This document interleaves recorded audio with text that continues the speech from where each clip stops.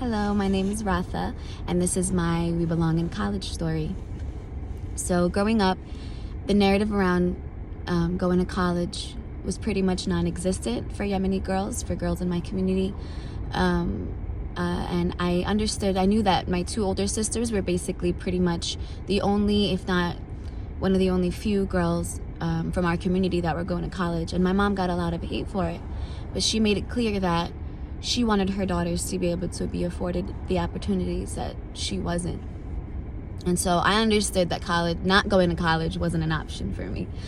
And I tried after I graduated high school to ask her for me to not go to college, but I had to. And so I went to college and it was fine. And then 2 years in, I got married. And then quickly after, I got pregnant.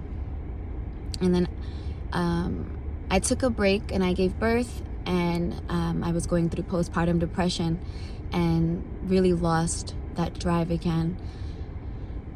And I decided that I didn't want to go back because I was just going to stay at home and be a housewife, just like the rest of the women in my community do.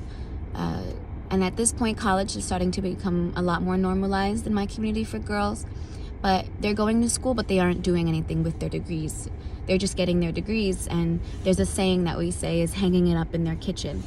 And so I was like, that's just going to be me. So there's no point in me finishing school.